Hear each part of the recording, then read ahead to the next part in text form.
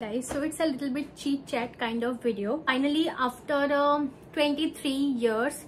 আমার লাইফে first time আমি ডার্ম্যাটের কাছে গেছিলাম অ্যান্ড আমি ভীষণ পরিমাণে নার্ভাস ছিলাম অ্যান্ড সেটা তোমাদের সাথে শেয়ার করবো বলেই এই ভিডিওটা সেপারেটলি বানানো। তো চলো let's get started. Went for dermat in Feb like 20th Feb and 20th Feb যখন আমি গেলাম তখন মানে হোপলেস হয়ে আমি ডার্ম্যাটের কাছে গেছিলাম অ্যান্ড সেটা আমার বাড়ি থেকে খুবই কাছে লাইক হাবড়াতে অ্যান্ড উনি খুব রেপুটেটেড একজন ডার্ম্যাট অ্যান্ড আমার এই যে হাতে যার জন্য আমি স্লিভলেস পরে এই ভিডিওটা স্পেসিফিক্যালি স্লিভলেস পরে বসেছি যে আমার হাতের এই জায়গাটাতে একটা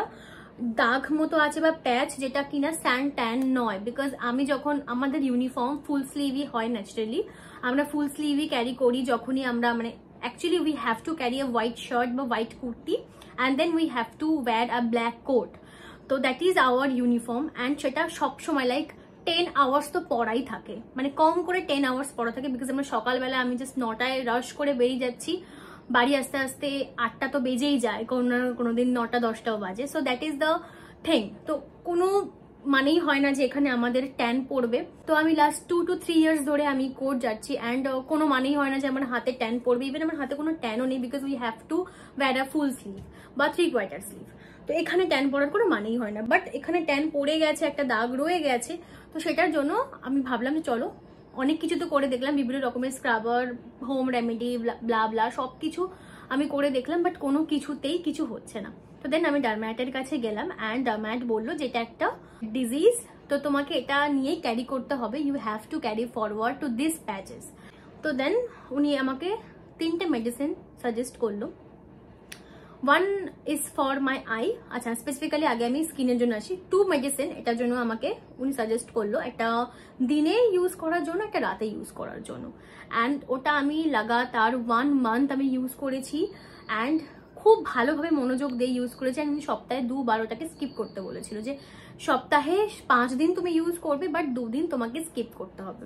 তো সেটাই হলো অ্যান্ড আমার যেহেতু ডার্ক সার্কেল আমার মা বাড়ির পুরো সবার ডার্ক সার্কেল এত বড় বড় পান্ডা আই নিয়ে সবাই থাকে তো সেই জন্য আমারও panda eye but hopefully the derm is good about this cream the eye cream যে আই ক্রিমটা ইউজ করার পরে কিছুটা কমেছে but yeah it's depend on your lifestyle যে কিরকম লাইফস্টাইল তুমি লিড করছো তো আমার যে লাইফস্টাইল ভাই অ্যাংজাইটি ডিপ্রেশন আমার সাথে রয়েছে কি করে কি হবে তো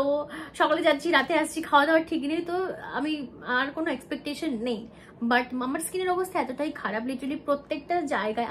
আমার স্কিনে আগে পিম্পল খুঁজে পাওয়া যেত না সবাই বলতো যে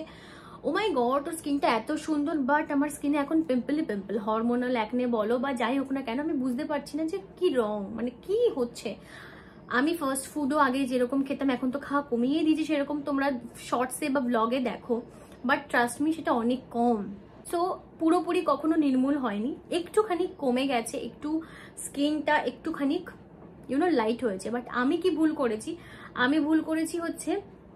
এটার ওপরে সানস্ক্রিন ইউজ করে মানে আমি যখন যেতাম তখন যখন কোর্টে যেতাম আমি ভাবতাম কি যে হয়তো আমার এখানে মানে সানরেজটা হয়তো ভেদ করে ঢুকে যাচ্ছে তো সেই জন্য আমি এটাকে সানস্ক্রিন ইউজ করতাম দেন বাড়ি এসে দেন ক্রিমগুলো ইউজ করতাম তো এরকম ছিল ব্যাপার মানে ডাক্তারের ওপর ডাক্তারি করতে গেছিলাম so the main thing is আমরা ইনফ্লুয়েন্সাররা কি হয় যে স্কিন কেয়ারের ভিডিও বানাই যে এই স্কিন কেয়ারটা ইউজ করলে কি হবে তোমরা ভীষণ ব্রাইটেন স্কিন তোমরা পেয়ে যাবে ভীষণ সুন্দর চকচকে হয়ে যাবে স্কিন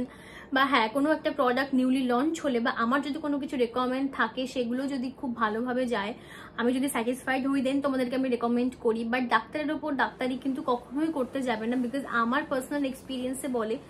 আমাকে প্রচুর প্রোডাক্ট ইউজ করতে হয় প্রচুর প্রোডাক্ট ইউজ করে দেখতে হয় মানে দেখতে ভালোবাসি যে হ্যাঁ এই প্রোডাক্টটা ইউজ করলে আমার মানে দেখি না কি হয় I love to you know explore the skin care and also এখন মেকআপ আমার খুব ভালো লাগে তো যাই হোক ডাক্তারের উপর ডাক্তারি কখনোই করা উচিত না তোমরা সোশ্যাল মিডিয়াতে এটা ইউজ করছো ওটা ইউজ করছো এতগুলো স্কিন কেয়ার না ভাই মানে লেস ইজ মোর যত কম প্রোডাক্ট ইউজ করবে তত ভালো সেটা তোমার স্কিনের জন্য এটা আমি অনেক লেটে বুঝেছি বাট আলটিমেটলি আমি বুঝেছি তোমরা কখনোই ইনফ্লুয়েন্সড হয়ে গাদা প্রোডাক্ট পারচেস করে ফেলো না রিকমেন্ড অনুযায়ী তোমরা পারচেস করো যে কোনটা তোমার ফেসে ভালোভাবে যাবে কোনটা you have to recover the particular thing, then তুমি একটা জিনিস পারচেস করো। ওরকমভাবে গাদাগাদি করে প্রোডাক্ট ইউজ করে কিছুই হয় না আলটিমেটলি। আর আমি যেরকম ভুল করলাম, আমার হয়তো এটা একটু কমেছে, বাট এটা আরও কমতো যদি কিনা আমি ডাক্তারের ওপর ডাক্তারিটা না করতাম। বাট হ্যাঁ, আলটিমেটলি আমি যে ডার্ম্যাটের কাছে গেছিলাম উনি যথেষ্ট এক্সপিরিয়েন্সড ছিলেন, but he is not the ultimate. এরপরেও আমার মানে এটা নিয়ে আমি হার মানবো না, এরপরেও আমি আরও অনেক এক্সপ্লোর করবো, অনেক জায়গায় আমি যাবো এটাকে নিয়ে। এটাকে আমার পুরোপুরি খতম করতেই হবে, এই ট্যানটা নিয়ে আমি থাকতে পারবো না। আমার এক্সপিরিয়েন্স মোটামুটি খুব যে ভালো তা না। আর হ্যাঁ, সো এটাও কিন্তু ঠিক যে সোশ্যাল মিডিয়ায় যেগুলো তোমরা দেখছো সেগুলোও কিন্তু ডার্ম্যাটই সাজেস্ট করে। যেমন আমার যেই আই ক্রিমটা দিয়েছে ওটা কিন্তু আমি আগে থেকেই জানতাম যে that is the best eye cream, but আমি সাহস করে আমি কিনতে পারিনি, because I is the most sensitive and priceless thing. ওটার কোনো প্রাইসে তুমি কিনতে পারবে না। খুব ভয় লাগছিল, সেই জন্যই আমি কিন্তু ডাক্তারের প্রেসক্রাইব করার পরেই আই ব্লিচটা ইউজ করছি। So that is the thing. তো that is my final opinion about the matte. এখন বর্তমানে যা সোশ্যাল মিডিয়ার যা হাইপ, এত স্কিন কেয়ার, এত প্রোডাক্ট, সো এত প্রোডাক্টের মধ্যেও, এত বিজনেসের মধ্যেও তোমাকে ঠিকঠাক থাকতে হবে, অ্যান্ড সেটা একমাত্র ঠিক রাখতে পারো তুমি। সো হ্যাঁ, অনেক জ্ঞান দিয়ে ফেললাম। আই হোপ অনেকেই ভিডিওটা দেখছে না, বাট যে দেখছে থ্যাংক ইউ সো মাচ। একজন দেখলেও that is enough for me. So yeah, I hope you like my video. Thank you so much. By.